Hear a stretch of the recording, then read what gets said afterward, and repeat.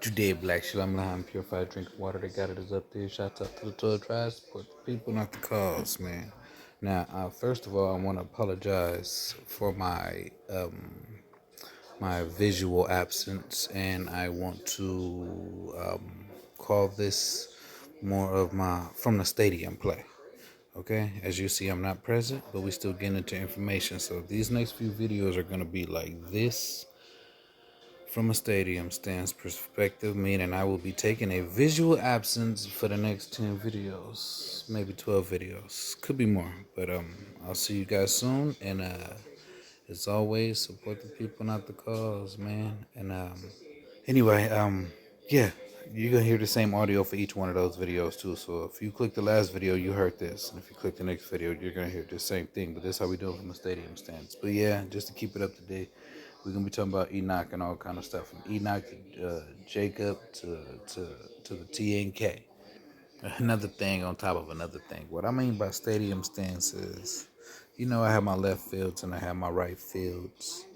I said there's gonna be no center fields or shortstops yet, but this was more like stadium stands because for one, I'm taking a visual absence.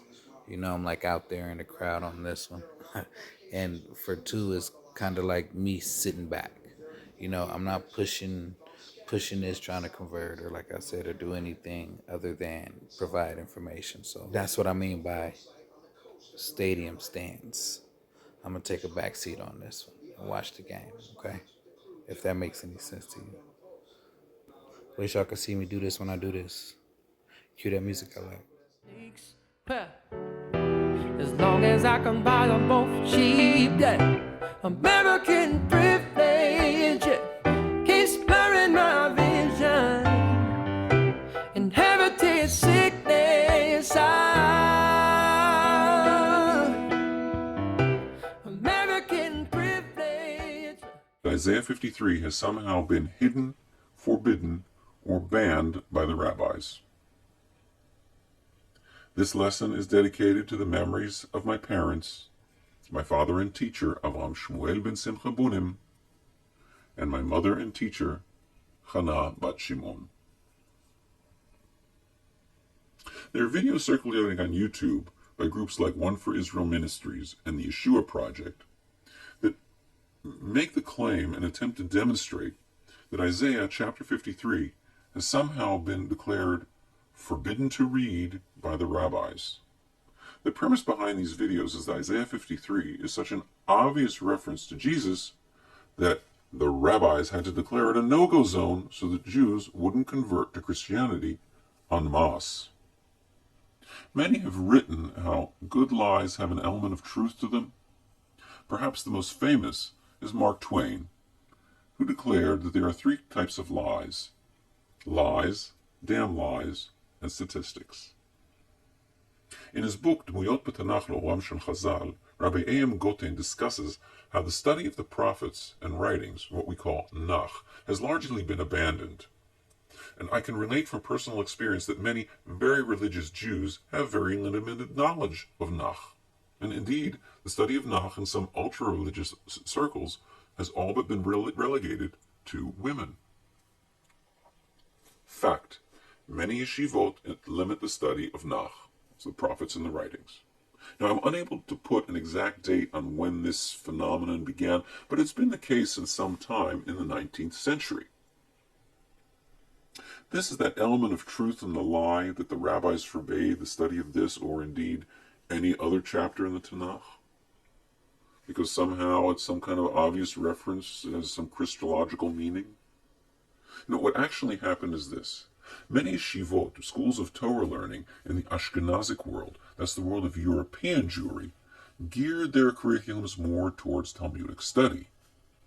The true reason for this shift in the advent of biblical criticism, which was seen by European rabbis of the time as a legitimate threat.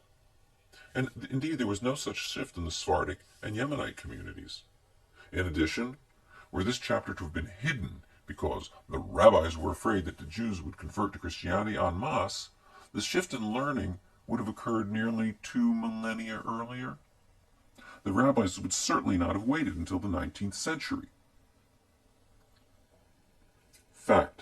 Isaiah 53 is not part of the Haftorah cycle. This is another claim, by who else? That who else but the rabbis refuse to include Isaiah 53 in the weekly Haftorah cycle. Every week for at least the last 2,000 years after the Torah portion, the 5 books of Moses, is read, a portion of the prophets is read as well in the synagogue. This portion of the prophets always has some theme in common with the weekly Torah reading. As proof of some sinister rabbinical intent, Christians state the fact that Isaiah's chapter 51, 52, 54, and 55 are all, or in part of this cycle. That's that element of truth to the lie. The truth is that the Haftorah cycle was, by all opinions, implemented before Jesus was born, and indeed Luke and Acts indicate that reading from the prophets was a common element in the Shabbat, that's the Sabbath services, before the destruction of the Second Temple in the year 70 CE.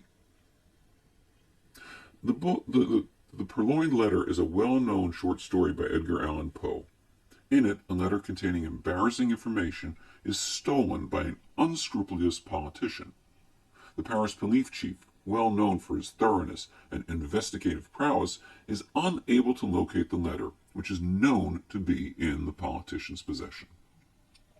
The chief has gone over the politician's residence with a fine-tooth comb, even to the extent of using a microscope to examine furniture for hollowed-out compartments whence the Purloined Letter might be hidden.